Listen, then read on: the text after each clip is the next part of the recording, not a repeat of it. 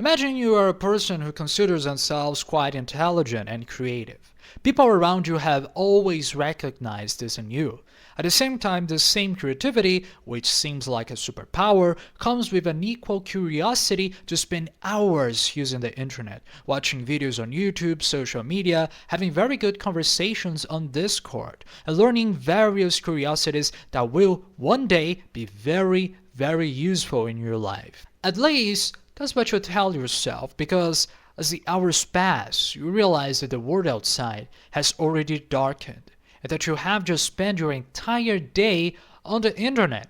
And when you finish reflecting on this, you realize that this reflection was the only task you truly managed to complete in your entire day. Thinking about how much everything was nothing more than a huge waste of time. Now comes the doubt.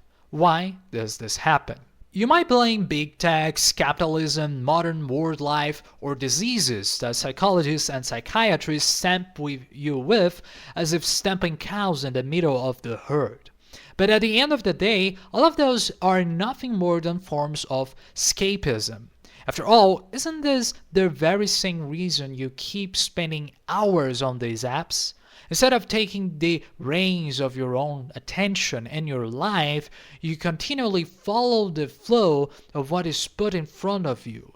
In some moments of lucidity, you even think about the videos you've watched that talked about vices, the brain, dopamine, but none of this truly changes your behavior. At the end of this and the next day, you keep doing the same thing over and over and over again. You even tell yourself that you would like to be more productive and that maybe one day, when necessary, this will change. But a few years pass and you realize that in fact, you have just wasted the best years of your life doing absolutely nothing. If you continue to do what you do today for the next 10 years, what do you think you will achieve in your life? Think about that. Before answering these questions, let's try to understand what makes people watch channels on YouTube and social media, for example. And I'm not going to talk about any of that superficial neuroscientific garbage that has already been said in any other channel. Because after all, I have a degree, a bachelor in psychology, and I have participated also in many studies. So I'm going to show you the best study I've ever read on this subject, which is this one, by some researchers in Indonesia in a Department of Information Systems. So instead of researching how stimuli from your home, your brain, or even the platform's algorithms influence you, they decide to research something different. What do YouTubers themselves do that makes people watch them?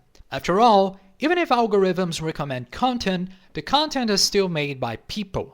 And some people tend to receive more views and have more engagement than others. And the researchers wanted, therefore, to know exactly why this happens. Initially, the study saw that behavioral control, that is, each person's conscious choice to enter, exit, and know how long they stay, in other words, self-control, that didn't matter.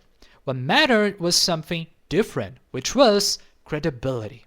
Apparently, the most watched YouTubers are those who are held or seen as the best at what they do, whether in a niche, a topic, or a video style. Although I cannot cite general examples for this, I can talk about the YouTubers I, myself, watch the most. They are people I consider to do the best reviews of movies and series, or analysis of games, political and social news, or just the greatest psychology at our current time. And then comes an interesting question. Who is it that you watch? And more importantly, why do you watch this person or these people? Perhaps you spend a day watching various memes and don't even have anyone specific. But I disagree. After all, one of the things we know from Albert Bandura's research is how important and even automatic modeling is in people's lives, also called by him as vicarious or observational learning. You see, we come into this world knowing nothing and learn little by little, but even if this learning stops being so substantial as in adolescence or adulthood, it is a myth to believe that we stop seeking it. It was built in ourselves since our birth. We grow up modeling our parents, our colleagues, famous people, and more. It is even what makes people choose their politicians, not for the proposals or the competence they have, but for the personality that these people present and how much this personality reflects the same characteristics they themselves also have. What do I mean by this? Well, to try to explain it better, it would be to better ask some questions. What attributes do you value in yourself? Try to make a list of up to 5 to 10 qualities if you are capable, and then do the same by describing instead the qualities of the people or content you access the most on the internet and social media. According to this hypothesis, it is likely that those two lists are quite similar. So why do you spend so much time on the internet? Simple. In the words of psychoanalysts like Freud, this would be nothing more than narcissism, or for Jung, a projection. You see, what reflects and talks about yourself, what you believe speaks of your own personality. What reinforces your beliefs, your opinions, the things you believe make you better and even superior to others. After all, what a great person you are, aren't you? Why do women love to support and watch things about social causes and minorities? Well, because it talks about how much caring and moral superior they think they are. Why do men love to watch personal growth, money, even alpha male stuff in some niches, even video games in a sense, I would also add? Well, because it talks about our competence, our esteem, of how good we are and how awesome we are. Even if this is true, how does it solve the problem of wasting life and time on the internet and social media? Well, that's the point. It doesn't solve it. In fact, it is the opposite. If you know that everything you consume here is actually talking about you and validating the person you believe yourself to be, what would happen if instead of that you thought about the person you would like to become and started watching the things that this person you thought of would probably watch? Maybe they wouldn't watch anything, but maybe they would start being more selective with their time and attention. But the answer to this only you can give us. This idea is similar to a phrase by the philosopher Friedrich Nietzsche, who said, "It is pure mythology to believe that we will find our true self after we have abandoned or forgotten this and that. Thus, we undo ourselves ad infinitum. But the true duty is to make ourselves, to mold a form from all the elements.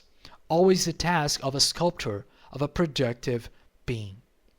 In other words, instead of thinking that you would be better off without doing one thing or another, it is precisely looking at what you do and have the sole motivation to do, but now to give that thing a new direction, a new scope, using it in a better and more productive way, as Nietzsche said.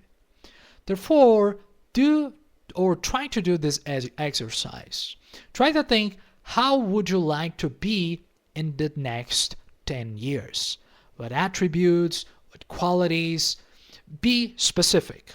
And then think, what would this person be doing or even watching on YouTube right now? I'm sure you can think of at least something. And maybe this will help you with your existential guilt of not doing what you should or think you should be doing precisely by doing those things right now. My name is Jules Caesar, and I see you in the next video. Bye bye.